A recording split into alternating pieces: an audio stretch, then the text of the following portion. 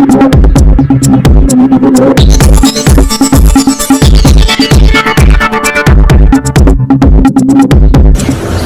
నా పేరు Konaseema today news కి స్వాగతం.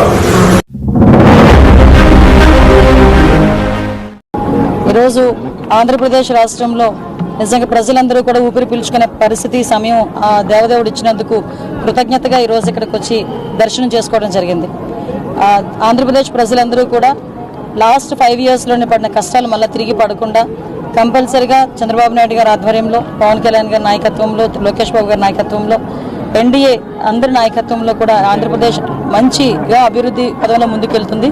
At the same time Chandrababu Naidu గారు ఎంతో నమ్మి ఆ దేవదేవుని ఆశీస్సులు తన హోమ్ మినిస్ట్రీ కూడా ఇవ్వడం జరిగింది. నా మీద పెట్టిన గురుతర బాధ్యతని ఎట్టి పరిస్థితుల్లోనే ఎక్కడ నిర్లక్ష్యం లేకుండా నిర్వహిస్తానని మనస్ఫూర్తిగా తెలియజేసుకుంటున్నాం. మీ అందరికీ తెలుసు ఎంత స్పీడ్గా ఉందో మన హోమ్ డిపార్ట్మెంట్ కూడా. మొన్న చీరాలలోని ఒక అమ్మాయిని అతి దారుణంగా హత్య చేయడం జరిగింది, రేప్ అండ్ మర్డర్ జరిగింది. ఆ జరిగిన వెంటనే చంద్రబాబు నాయుడు గారు స్పందించి నన్ను అక్కడికి పంపించడం జరిగింది.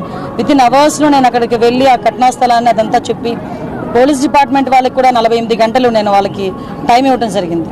కానీ వాళ్ళు డిపార్ట్మెంట్ వాళ్ళు కూడా చాలా మంచిగా 36 అవర్స్లోనే నిందితులు ఎవరైతే ఉన్నారో వాళ్ళని పట్టుకొని ఈరోజు వాళ్ళందరినీ అరెస్ట్ చేయడం కూడా జరిగింది. అంటే ఈ గవర్నమెంట్లో ఆడపిల్లల రక్షణ ఎంత స్పీడ్గా ఉంటుంది, ఆడపిల్ల ఎంత భరోసాగా బతకొచ్చు అన్న విషయం చెప్పడానికి ఇదొక ఉదాహరణగా చెప్పొచ్చు. సంఘటన జరగకుండానే చూసుకోవాల్సిన బాధ్యత కూడా మా మీద ఉంది. అట్ ద సేమ్ టైం గంజాయి డ్రగ్స్ని కూడా నిర్మించాల్సిన బాధ్యత కూడా మా మీద ఉంది. లాస్ట్ 5 సంవత్సరాలు వాళ్ళు పూర్తిగా గాలికి వదిలేశారు. ఇప్పుడు మేము అదంతా కూడా స్టిమ్యులేట్ చేసి ఒక 100 days ప్రోగ్రామ్ పెట్టుకొని రాబోయే కాలంలో డెఫినెట్గా గంజాయిని డ్రగ్స్ని కూడా కంపల్సరీగా నిలువరిస్తాం.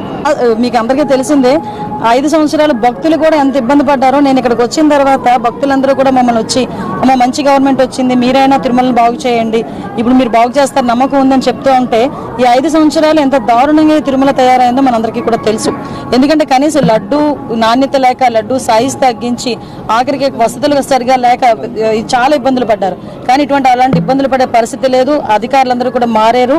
అందరూ కూడా ఈరోజు ప్రజలకు అనుగుణంగా ఎక్కడ కూడా ఇబ్బంది లేకుండా ఎవరైతే యాత్రికులు ఉన్నారో, మన భక్తులు ఉన్నారో, భక్తులందరికీ కూడా మంచి వసతులు అయితే కల్పించే ఏర్పాటు చేస్తాం.